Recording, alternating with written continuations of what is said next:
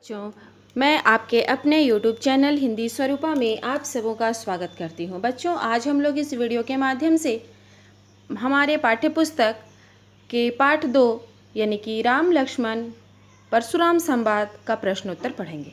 राम लक्ष्मण परशुराम संवाद संपूर्ण पाठ व्याख्या हमने इसके पहले के वीडियो में पढ़ा है। अब आती है अभ्यास की बारी। तो अभ्यास में हम लोग प्रश्नोत्तर याद करेंगे। पहला प्रश्न है, परशुराम के क्रोध करने पर लक्ष्मण ने धनुष के टूट जाने के लिए कौन कौन से तर्क दिए? उत्तर है, परशुराम के क्रोध करने पर धनुष के टूट जाने पर लक्ष्मण ने यह तर्क देते हुए कहा कि आप किस लिए इतना क्रोध कर रहे हैं? ऐसे धनुष तो बचपन में हमने कई बार तोड़े हैं। इस शिवजी के धनुष को तोड़ने वाला आपका कोई दासी है। इस धनुष पर आपकी इतनी अधिक ममता किस कारण से है, हमें यह समझ नहीं आता। लक्ष्मण जी ने यह भी तर्क दिया कि हमारी समझ में तो सभी धनुष एक समान ही हैं। रामचंद्र जी ने तो इसे धोखे से देखा था, यह तो छूते ही टूट गया। इस पुराने धनुष के टूटने से क्या हानि क्या लाभ? इसमें श्री रामचंद्र जी का कोई दोष नहीं है। इसे आप लोग उत्तर इस प्रकार भी लिख सकते हो, परशुराम के क्रोध करने पर लक्ष्मण ने धनुष के टूट जाने पर निम्नलिखित तर्क दिए। पहला, दूसरा, तीसरा, चौथा, इस प्रकार आप लिख सकते हो। पहला में लिख देना, ऐसे धनुष तो हमने कई बार तोड़े हैं। इस शिवजी के धनुष को तोड़ने वाला आपका कोई दासी है। दूसरा पॉइंट में हो जाएगा, इस धनुष पर आखिर इतनी ममता क्यों, हमें समझ नहीं आता। और तीसरा पॉइंट में, हमें तो सभी धनुष एक ही प्रकार के लगते हैं। चौथा, रामचंद्र जी ने तो इसे धोखे से देखा था, यह तो छूते ही टूट गया। इस प्रकार भी उत्तर लिखा जा सकता है। प्रश्न संख्या 2, परशुराम के क्रोध करने पर राम और लक्ष्मण की जो प्रतिक्रियाएं हुई, उनके आधार पर दोनों के स्वभाव की विशेषताएं अपने शब्दों में लिखिए। बच्चों, पाठ पढ़कर आप लोग इतना तो समझ ही गए होंगे कि लक्ष्मण जी थोड़ा उतावलापन स्वभाव के थे। उनमें बालपन, हठपन, क्रोधी स्वभाव अधिक था राम की तुलना में। और भगवान राम संत स्वभाव के थे, मृदुभाषी, शांतिभाषी। इस प्रकार राम और लक्ष्मण के स्वभाव में अंतर था। तो हमें इसमें लिखना है। अब हमें इस उत्तर किस प्रकार देना है ये सोचना है। स्वभाव तो हम लोग सभी समझ ही गए हैं। तो लिखेंगे कैसे? परशुराम जी के क्रोध करने पर राम और लक्ष्मण की प्रतिक्रियाओं के आधार पर उनकी स्वभावगत निम्नलिखित विशेषताओं के दर्शन हमें होते हैं।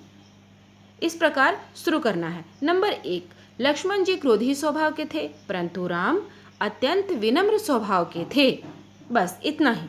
नंबर 2, लक्ष्मण जी क्रोध का उत्तर क्रोध से देना जानते थे। देखिए, परशुराम जी क्रोध कर रहे थे, लक्ष्मण जी भी उनको उसी प्रकार कटाक्ष कर उत्तर दे रहे थे, परंतु राम ऐसा नहीं कर रहे थे। तो 2 नंबर में होगा, लक्ष्मण जी क्रोध का उत्तर क्रोध से देना जानते थे, परंतु राम जी क्रोध का उत्तर भी शांतिपूर्ण ढंग से देते थे। नंबर 3, लक्ष्मण जी परशुराम को समझा बुझाकर शांत करने के बजाय कटाक्ष कर रहे थे, परंतु राम जी परशुराम को समझाने के लिए धैर्यपूर्ण एवं तर्कपूर्ण उत्तर दे रहे थे। उनकी वाणी मीठी हुआ करती थी, परंतु लक्ष्मण जी की वाणी में कटुता भरी थी।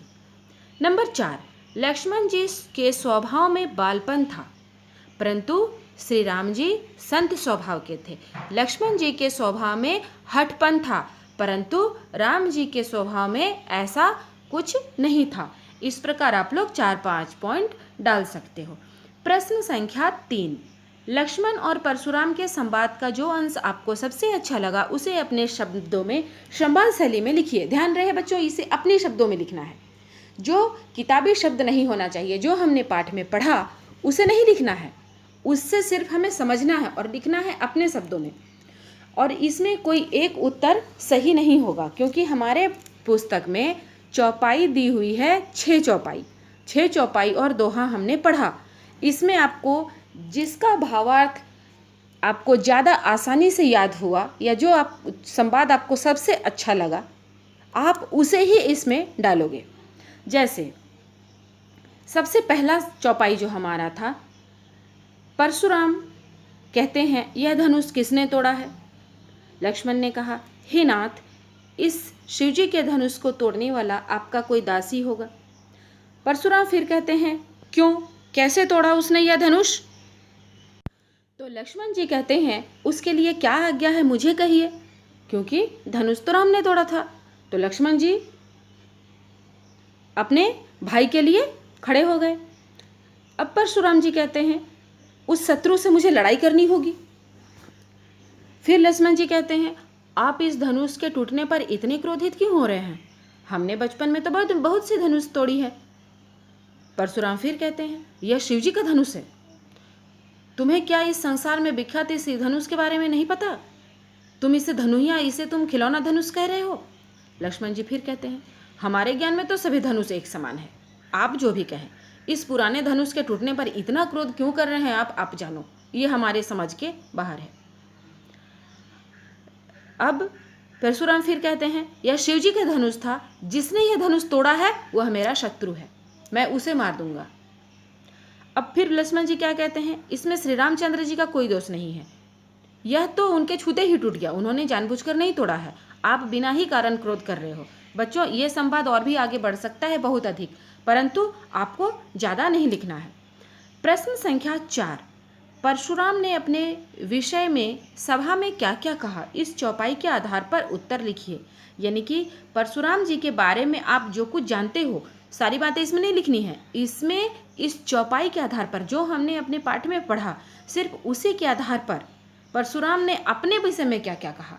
तो वे अपने विषय में क्या कह रहे थे, मैं बाल ब्रह्मचारी हूँ, मैं अति क्रोधी हूँ, मैं क्षत्रिय कुल का द्रोही हूँ, मैंने अपने और क्या कहते हैं, हाँ, मैंने अपने भुजाओं के बल से इस भूमि को कई बार क्षत्रियों से विहीन कर दिया था और सारी धरती, सारी भूमि ब्राह्मणों को दान में दे दिया था। इस प्रकार के मेरा जो ये फरसा है वो गर्भ के शिशुओं का भी नाश करने वाला है। इस तरह का बहुत सारी बातें परशुराम ने चौपाई में कही थी। अब हमें इसके उत्तर में लिखना है। कैसे लिखेंगे? तो हमें लिखना है, परशुराम ने अपने विषय में प्रस्तुत चौपाई में कहा, और चौपाई भी दी हुई है। तो इसमें प्रस्तुत चौपाई में कहा, मैं बाल ब्रह्मचारी और अत्यंत क्रोधी हूँ, मैं क्षत्रिय कुल का शत्रु पूरे संसार में प्रसिद्ध हूँ। यानी कि मुझे पूरा संसार जानता है कि मैं क्षत्रियों का शत्रु हूँ। मैंने अपने भुजबल से पृथ्वी को राजाओं से रहित कर दिया है। यानी कि उन्होंने कई बार राजाओं को मारकर समाप्त कर दिया था, और जितना कुछ राजाओं को मारने के बाद सारा संपत्ति उन्होंने ब्राह्मण को दान में दे दिया था। तो बहुत बार उसे ब्राह्मणों को दान में दे डाला। मेरा फरसा बड़ा भयानक है, यह गर्भों के बच्चों का भी नाश करने वाला है। अतः हे राजकुमार, सहस्त्रबाहु भुजाओं को काटने वाले मेरे इस फरसे को देख, मेरा फरसा बहुत ही भयानक है। इस चौपाई का यही अर्थ है और इसका भावार्थ ही इसमें हमें लिख देना है। प्रश्न संख्या 5, लक्ष्मण ने वीर योद्धा की क्या क्या विशेषताएं बताई है? तो लक्ष्मण ने वीर योद्धा की क्या क्या विशेषताएं बताई थी? नंबर 1, शूरवीर युद्ध भूमि में युद्ध करते हैं, न कि अपनी शेखी बघारते हैं। नंबर 2, वे अपनी बड़ाई अपने ही मुख से कभी नहीं करते। नंबर 3, शत्रु को युद्ध में उपस्थित देखकर अपनी प्रशंसा करने के बजाय अपनी वीरता दिखाते हैं। नंबर 4, वीरों के युद्ध भूमि में वीरता ही उनकी प्रसिद्धि की आधार होती है। नंबर 5, वीर वीरता का व्रत धारण करने वाले धैर्यवान और क्षमाशील होते हैं। प्रश्न संख्या 6, साहस और शक्ति के साथ विनम्रता हो तो बेहतर है, इस कथन पर अपने विचार लिखिए। ध्यान रहे, इसमें आपको अपने विचार लिखने हैं, इसका किताबी भाषा से कोई ताल्लुक नहीं है।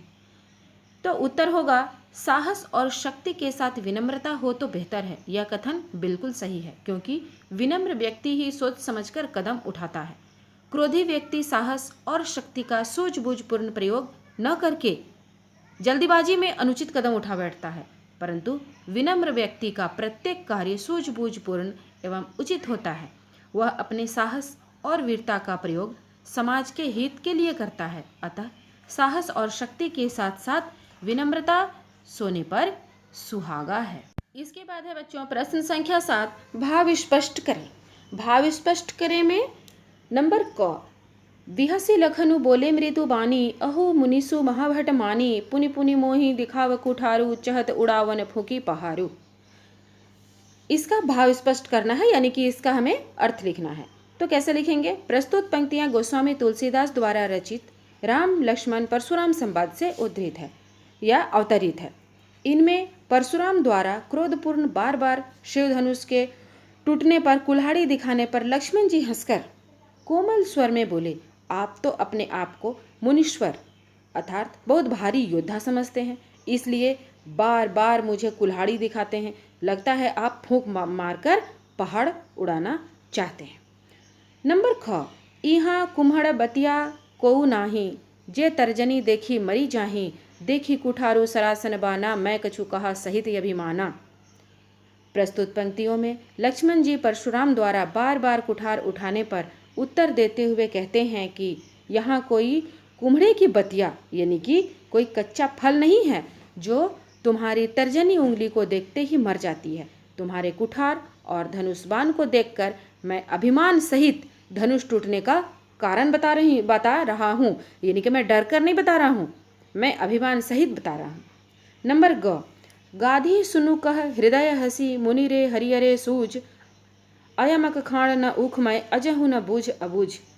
लक्ष्मण जी द्वारा परशुराम को व्यंग पूर्ण कटाक्ष करने पर विश्वामित्र ने हृदय में हंसकर कहा, यानी कि मन ही मन हंसकर कहा कि हे मुनि को यानी कि परशुराम को हरा ही हरा सूझ रहा है, अर्थात सर्वत्र विजयी होने के कारण, क्योंकि परशुराम तो कभी कहीं हारे नहीं थे, तो सर्वत्र विजयी होने के कारण ही ये श्री राम लक्ष्मण को भी साधारण क्षत्रिय ही समझ रहे हैं, क्योंकि उन्होंने विजय तो हर जगह प्राप्त की थी परंतु साधारण क्षत्रिय से विजय प्राप्त की थी,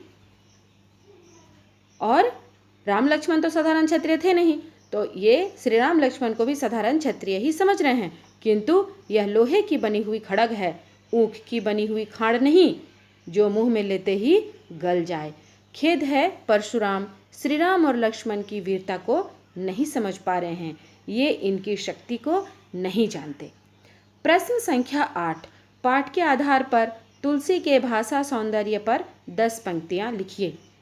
अब यहाँ तुलसी जी के भाषा सौंदर्य के बारे में लिखना है, तो कैसे लिखेंगे? तुलसीदास के पठित पाठ के आधार पर उनकी भाषागत विशेषताओं पर 10 पंक्तियां निम्नलिखित हैं। अब 10 पंक्तियां लिखनी है। जैसा कि आप लोगों ने पढ़ा, ये पाठ हमने पढ़ा ये कौन सी भाषा में रचित है? ये अवधी भाषा में है। और हम लोग किस प्रकार पढ़े? चौपाई है, चौपाई के नीचे दो दोहे, चौपाई है, चौपाई के नीचे दोहा है, यानी कि और चौपाई और दोहा तो छंद होती है जैसा आप लोग जानते हो, तो दोहा चौपाई छंद का प्रयोग हुआ है। और 2 चौपाइयों के बाद एक दोहे का क्रम अत्यंत सुंदर बन गया है। व्यंग्यात्मक शैली का प्रयोग है क्योंकि लक्ष्मण की बोली में व्यंग्य निहित है, और अलंकारों से भी भाषा सुसज्जित है। गेयता का गुण विद्यमान है, यानी कि इसे गाया भी जा सकता है। और नाटकीयता का समावेश है, क्योंकि अगर इसे नाटक के रूप में भी अगर ढाला जाए तो ये बहुत ही मज़ेदार बनने वाला है। ओज गुण एवं वीर रस है। सुनकर कैसा लगता है? जैसे वीरता का भाव भरा हो। परशुराम और लक्ष्मण के संवाद सिर्फ ओजपूर्ण ही नहीं और सिर्फ वीरता ही नहीं, इसमें गुस्सैल के भाव भी हैं, इसमें हास्य के भाव हैं, इसमें ओज के गुण हैं, और क्या है, बिल्कुल विषय के अनुरूप है और गंभीर अर्थ है इसमें। तो इतना कुछ इसमें है, लेकिन हम लोग इसे लिखेंगे कैसे? तो इसे हम लोग 10 पॉइंट लिखेंगे। नंबर 1, अवधी भाषा का प्रयोग किया गया है। नंबर 2, दोहा चौपाई छंद का प्रयोग हुआ है। नंबर 3, 2 चौपाइयों के बाद एक दोहे का क्रम अत्यंत सुंदर लग रहा है। नंबर 4, भाषा में व्यंग्यात्मक शैली का सुंदर प्रयोग हुआ है, यानी कि भाषा में व्यंग्य छिपा है। नंबर 5, भाषा अलंकारों से सुसज्जित है, यानी कि विभिन्न अलंकारों का भी बखूबी प्रयोग हुआ है। नंबर 6, छंद में मात्राओं के बंधन का पूरा निर्वाह हुआ है। और 7 नंबर में गेयता का गुण विद्यमान है, यानी कि इसे गाया जा सकता है। नंबर 8, संवादात्मक शैली है, क्योंकि संवाद की तरह है, एक बार लक्ष्मण बोले फिर परशुराम बोले, फिर लक्ष्मण बोले फिर परशुराम बोले, माने दोनों का यहाँ पर संवाद है। तो कैसे लिखेंगे, तो नंबर 8 में दे देंगे संवादात्मक शैली है, और नंबर 9 में दे देंगे नाटकीयता का समावेश है, क्योंकि इसे नाटक के रूप में भी ढाला जा सकता है, और नंबर 10 में लिख देंगे ओजगुण और वीर रस है। इस प्रकार हम लोग इसमें 10 पॉइंट लिख सकते हैं। अब आता है प्रश्न संख्या 9। इस पूरे प्रसंग में व्यंग्य का अनूठा सौंदर्य है, उदाहरण के साथ स्पष्ट कीजिए। व्यंग्य तो पूरे प्रसंग में ही है, लेकिन हमें उदाहरण देकर बताना है। तो उत्तर कैसे लिखेंगे, इस पूरे प्रसंग में व्यंग्य का अनूठा सौंदर्य विद्यमान है। लक्ष्मण जी और परशुराम जी का पूरा संवाद ही व्यंग्यपूर्ण शैली में रचित है। परशुराम द्वारा शिवधनुष को तोड़ने वाला शत्रु कहा जाने पर लक्ष्मण जी मुस्कुराते हुए व्यंग करते हुए कहते हैं, बहु धनु ही तोरी लरिकाई, कबहु न असिरिस किन्ही गोसाई। यानी कि बहुत सारे धनुष तो हमने बचपन में तोड़ा, आपने तो कभी ऐसा क्रोध नहीं किया। यह उत्तर सुनकर परशुराम जी क्रोध से आग बबूला हो उठते हैं और कुठार उठा लेते हैं। हे नृप बालक, यानी कि हे राजपुत्र, काल बस बोलत तो ही न संभार, तू काल के बस होकर संभाल कर नहीं बोल रहा है, कहकर लक्ष्मण पर क्रोध करते हैं। लक्ष्मण जी फिर उनके व्यंग्यबाणों को सुनकर भृगुसुत समझी जनेऊ बिलोकी, जो कछु कहूँ सहो रिस रोकी, कहकर व्यंग कर अपने क्रोध को रोकने का कारण बताते हैं। लक्ष्मण जी परशुराम की वीरता का मजाक उड़ाते हुए कहते हैं, सूर समर करनी करही कही न जना वही आपू। इस लक्ष्मण के व्यंग कथन को सुनकर परशुराम आग बबूला होकर कह उठते हैं, बाल बिलो की बहुत मैं बाँचा, अब यहू मरमिहार भर साँचा। इस प्रकार संपूर्ण पठित पाठ राम लक्ष्मण परशुराम संवाद व्यंग्यपूर्ण शैली में लिखित है, अतः इससे हास्य एवं व्यंग्य की सुंदर सृष्टि हुई है। प्रश्न संख्या 10। निम्नलिखित पंक्तियों में प्रयुक्त अलंकार पहचान कर लिखिए। नंबर क, बालकों बोली बधो नहीं तो ही। ध्यान रहे बच्चों, इसमें अलंकार हम लोग कैसे छांटेंगे, तो ध्यान इसमें देखिए, बालक, बोली, बधो नहीं तो ही, यानी कि ब और ब 3 बार इस यहाँ रिपीट है। तो जहाँ आवृत्ति होती है, किसी भी अक्षर की जब आवृत्ति होती है तो वहाँ अनुप्रास अलंकार होता है, इसलिए अनुप्रास अलंकार नंबर क में। नंबर ख, कोटि कुलिस सम बचनु तुम्हारा। कुलिस सम, यानी कि यहाँ देखिए, कोटि में क, कुलिस में क, यानी कि क की आवृत्ति हुई है, इसलिए अनुप्रास अलंकार होगा।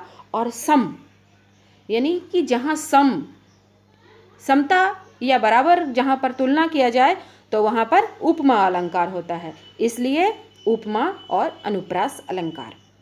नंबर ग, तुम तो कालू हाँक जनु लावा, बार बार मोही लागी बुलावा। यहाँ पुनरुक्ति प्रकाश अलंकार है। नंबर घ, लखन उतर आहुति सरिस भृगु बर कोपु कृसानु, बढ़त देखी जल समवचन बोले रघुकुल भानु। यहाँ उपमा अलंकार का सुंदर छटा विद्यमान है। धन्यवाद।